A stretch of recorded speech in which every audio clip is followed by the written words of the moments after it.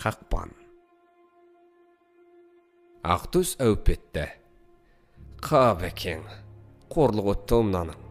Шопан үнемі артын айналып отардан бөлініп жайылғыш көк саулықты шықпыртып сабап екеп ортаға тығып жатып Ақтөсті ойлады. Осы әкеңнің Ақтөс болса өстіп ханымды шермет. Саудагердің сыпайылы түрікпен асып жүрген сапарлардың бірінде әкеп берген. Көзін енді ашқан ақ күшіктің ересен үлкендігіне ғана таңданған. Сыпайылыға «Итті сыйламайды, сатып аламын» деп болмастан қаңтарда арамза туған марқаның бірін салып жіберді. Әппақ күшік. Оң құлағының түбі ғана қара. Атына бас қатырып жатпады. Ақтөс дей салды. Айдалада қоңсы отырған екі үйдің бірінің иесі Шопан болғанда, бірі көрші. Үндемейтін, кісінің бетіне қарсы келмейтін көрші, «Қара құлақ дей салсаң да болады екен», деді. Шопан тіс жармады. Ат туралы талқы осымен тәмам болды. Отағасы, «Мынау Ақтөсің тым мешкей бәлеме деймін. Ет аяғына неше рет ас құйсаң да, лезде жоқ қылады. Қатын ғой, қатынға не дейсің? Ит болған соң шеді, түрікмен төбет екен». Шопан жортыңқырап отардың шашырап кеткен қарсы шетіне беттеді. Ақтөс-ай. Арада 2 ай өткенде Ақтөс көршінің қой төбетімен бірдей болды. Екі үйде таңғалысты. Тамақты да бұрынғыдай сылпытып соға беруді доғарды. Кешкілік асылған еттен ғана жейді. Жейді де қора сыртындағы үрпек шағылдардың биігіне жайғасады. Түн баласы үйге шумайды. Далада, күзетте, құдды оқытылғандай, еріксіз таңғалдырардай. Шопан әсіресе мәз. «Көрші, әй көрші, неше ит асырадым, мынадай ғажап төбетті көрмедім. Әлгүл келмей кетті. Тағы бір еркек қой бермесем бе? Мынауың ғажап қой расында». Шопанның ара-тұра бөсіп кетер бар өстіп. Алдыңғы аяғы балғадай сом, жуан, артқы аяқтары сіңірлі, сидаң, мойны жуан. Шопанның қыс күпсінің жеңіне жиде қабыл. Қазірдің өзінде дыбыссыз ара-тұра бір әупетері бар. Осынысы көршінің қой төбетінің гүр еткендей қаһарлы. Далаға құмар, Шопанның атына үйірсек. Күз басталып, бозғырау түсе Шопан қыстауға көшетін болды. Ақтөстің Шопанның қолына келгеніне жарты жылдан асты. Күшіктеудің өзі ұят. Шопанның жирен қасқасы аса тапал, тұрықты жылқылардың қатарына жатпайды. Бірақ қасына Ақтөс барса шөгіп кеткенде әсер қалдырады. Шопаннан қалмайтын боп алған. Отарының келесі шетін ауқымдап жүруді де айтқызбай меңгерді. Әсіресе ауа жайылғыш, көк саулыққа қаталақ. Басында көк саулық иттен үркектеп, тез-ақ қайтатын. Кейін ет үйренді, қорқынышы басылды. Бірде қызық болсын, көк саулық күндегі әдетімен Ақтөстің қайыруына жүре қоймай, мимырт жүріспен сырт айнала берген. Кенет анадай айлапат денені қалай игерген кім білсін, сырт айнала берген саулыққа шалт бұрылып иықпен қағып жіберді. Қапелімде не болғанын ұқпай қалған саулық екі домалап барып түрегелді. Тұрды да жандармен ортаға ұмтылды. Оқыс шабыстан үріккен отардың о жеті бір уыс болды. Шопан күлсін, ал күлсін даланы жаңғыртып. Ақтөс состиып тұрды да шоқиып отыра кетті. Екі көзі ат үстінде, жынды адамдай селкілдеп отырған иесінде. Дала үнсіз. Шопан жел көтерілгенін аңдады. Күн еңкейіп, тамыздың соңғы жағында болатын әлсіз ызғар есіле бастапты. Күз хабары ма, келесі апта қыстау жаққа барып, жөндер түсі болса қарап қайтатын екен. Отар тыныш, бытырап жайбырақат жатыр. Қозғау күні секілді. Мейлі, жатсын, жайылсын, енді бір жарты сағат.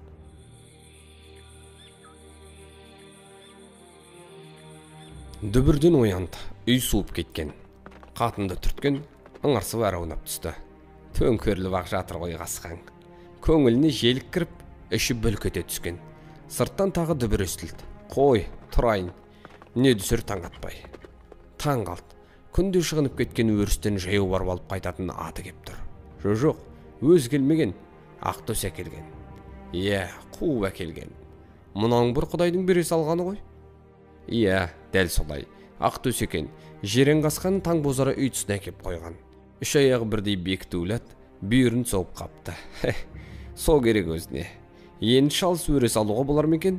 Ақтөс күндейді әкеп тұрар болса, әй айналайын, мұнаң бір қол қонақ болды. Қыстың қанша бораны соқса да үйге ықтасынға кеп жатуды білмеді. тас қораның сыртында қыстауды қоршаған тас төбелердің басынан қарауыл салып айналып жүргені. Шопанның сартөбесі аса бір ит құсы көп қыстаулар қатарында емес. Елдің шетінде, желдің өтінде тұрса да, қыс бойы бір рет мылтық атып көрген емес. Әлде қасқырда қас қылмайды көршісіне, әлде Ақтөстің өзгеше бір иісі бар ма? Шопан өміріне дән ырза еді. Апайтөс Ақтөстің барына ырза. Саудагердің ұлын да жиі еске аларды. Қайыра бастау керек-ау, ай қараңғы, жүрмей қалар. Шопан тебінді, жерін қасқа қозғала қоймады. Шопан кіжініп қамшы үйіргенде ғана Керенау аяқ басты. Тамыздың соңы. Шөп піскенмен өріс әжептәуір ұзарған. Күнде ұясынан шедер бойы ғана биікте тұр. Шопан отарды ауылға қарай қайырды. Көкшіға Шопан көшуге қамданды. Отарды жайлауға бағыттап Ақтөске тапсырды. Үйді жүкті көлікке тиеп, әбден жолға салып жіберіп, өзі соңынан шыққан. Ақтөс отарды бүгілдің жалына жеткізіпті де, әрі жібермей кейін қайырып тұр екен.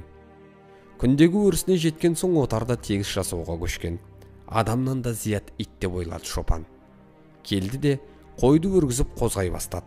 Ақтөс иесін ұқпай қалды білем. Әуелі өрістен ұзап бара жатқанына мазасызданды, кейін иесінің ыңғайына көніп, отардың арғы жағына көшті. Бір қонып, жайлауға жетті. Былтырғы жұрттан сәл шалқайыңқырап, құбыла жаққа қарай қонды. Көршінің ауылы сәл алыс тартыпты. Кешкілік ерулікке шақырды көрші. Әуелден әңгімеге жоқ көрші, алғашында қыстайғы сағынышын ілтипатпен білдіріп отырды да, кейін бірыңғай тыңдауға көшті. Шопанның әңгімесі әсіресе Ақтөске келгенде қызды. Дауысын көтеріп, онсыз да тәуірейтті жер көкке сыйғызбай мақтады. Әлгі саудагердің ұлына барау, осыдан келсін, тай бермесем бе? Келесі күні көршіні бұл шақырды. Әдемі отырыс болды. Әрине, сөйлеуші өзі. Көршісі бас шұлғыйды. Ара-тұра «Әпір-ай!» деп таңдайын тық еткізеді. Дәудірлесіп отырып үркерді жамбастатып барып тарқасқан. Ақтөс әрде жүрсе керек, әуп еткені түнгі тынық тыныштықтың өзінде талып қамырға бестіледі. «Хей, өзі сондай ақ сақ, жатпайды!» деп Шопанның ауайырлады. Көрші ақсияды. Мынау қыратта Ақтөстің жатағы болу керек. Ауылға шақырымдай жер қалдау. Үзетін ештеңе қалмағаны ма, әлде ауылға жетпей тыныштық жоқ дей ме, отар үнсіз жөнкіп келеді. Үнсіздік Шопанды ойға тартады. Жаз тыныш өтті. Тыныш өтпеді. Көршінің есіргүлі Ақтөстен тұқым алам деп, Ақшымыраудан қаншаға кепті. Шопан көрсінді. Қатынның аты қатын емес пе? Ей, Ақтөс, Ақтөс, олайма, қыңсылайма, бір жағымсыз мауыққан үн. Ай жарғымен кешкі аста алдына енді ғана алған Шопан таң қалды. Көршінің қойтып етімен мынау жамандық шақырып. Көршінің мектептегі баласы кеп кеткен түсте. Ақтөстен тұқым аламыз дей ме, бір қаншық ерте кепті. Дәуде болса сол шығар, деді қатына. Ақтөс бара қойса соған. Тұқым алғышын көрдің бе оның? Кенет Ақтөс өп етті. Тағы да сосын өпілдеген даусы ұзай берген. Бағыты сол, қаншық. Шопанның тәбеті сұйылды. Аты ұзап кетіпті. Тұңғыш рет таң қалды. Жерен қасқаны қуалап әкелетін Ақтөс жоқ. Шопан айран асыр. Қатын, әй қатын. О не қасқа? Қатын, Ақтөс қайда?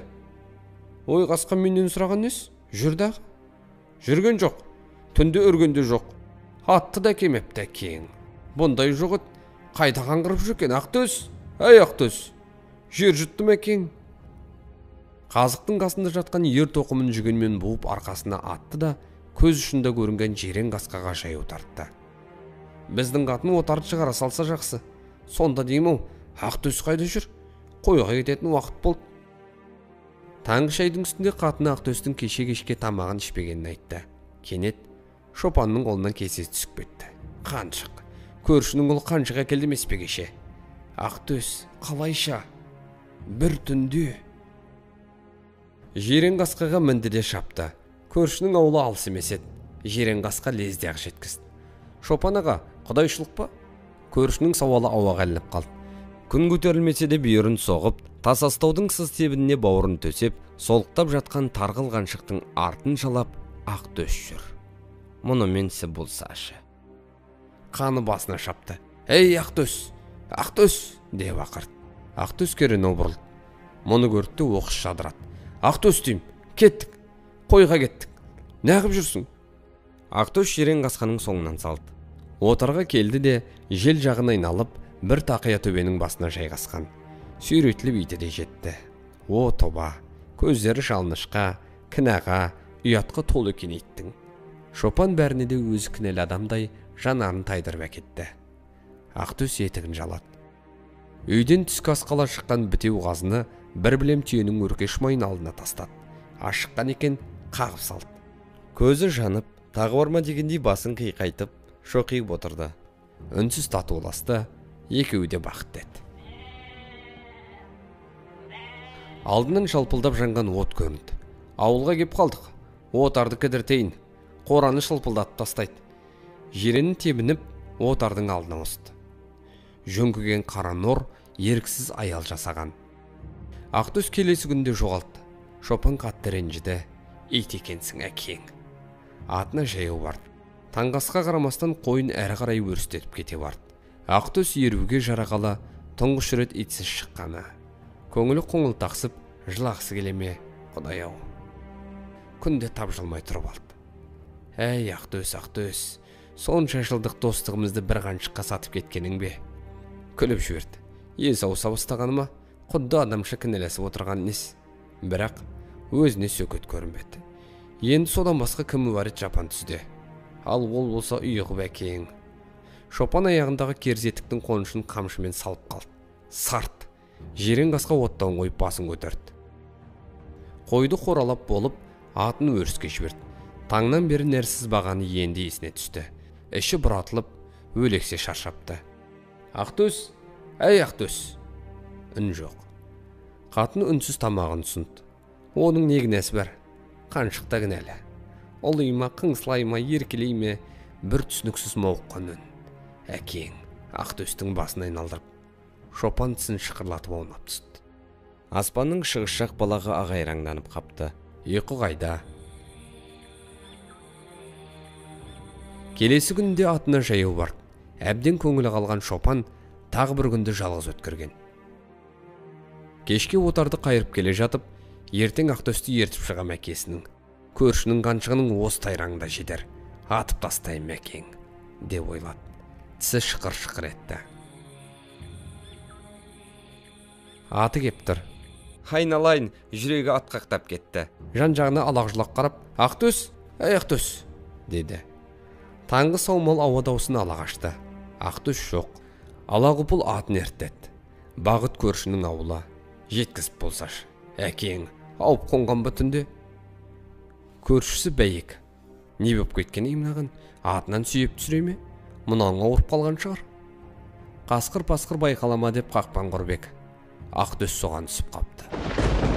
Не дейді мұна әкең аузы? Құлағы шулап кетті. Көршісі кінәлді ержияды.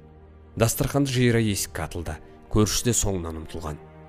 Жиренді басқа көзге төпеп, шағыл құмның арамына қарай шапты. Ат бауырын жасалмады. Сумсымағым шашасынан алып, барлықтырып тастады. Сортаң басталды. Бұйырғының шашта үйісқан нағыз соқпақтыға таңдық. Жерді түгінен ақ жазбай танитын Шопан еді ғой. Тап үстінен түсті. Жатыр екен. Жарықтық ай, созылып жатыр. Алдыңғы екі аяқтың жіңішкелеу бақандай жіліншектерін жігіттің жігіті қайқайта басқанда әрең жазылатын қасқыр қақпан опырып жіберіпті. Қан кеткен, қасасы ақтарылып жатыр. Көзді ашық, шыбын үймелеп тастапты. Саси бастаған. Жиренді қоя бере ұмтылды. Мойнынан құшақтай алған, жүні жүдей бастапты. Әлден уақытта көрші жетті. Көзіне қарай алмады. Әкең, сол қасқырдан аяғын ақсақ тоқсақ тоқты торымың бет. Меннен ағал, меннен ал, Ақтөстен ең бір ет. Шопанның жаны шыңғырып жіберді. Ақтөстің басын тастай беріп, атына беттеді. Тәлтіректеп аяғын мас адамша әрпіл-терпіл басады. Жиренде қашпайды. Мінді де бағытсыз, бағдарсыз жөней берді. Көршісіне де қайырылмады. О заманда бұл заман, итім өлттеп жылаған қай атаңды естіп көрбең. Отарды қамап, қораның есігін байлап жатып, Ақтөсін ойлады. Әкең, қандай итеді? саудагердің сыпайылы енді қашан келер екен? Бірақ тап Ақтөсте ит енді табыла қояр ма екен? Қап, бір қаншықтың қырсығы, Ақтөс-ай, Ақтөс. Ақтөс әуп етпеді. Алмас Алтай. Қақпан. Астана, 2015 жыл.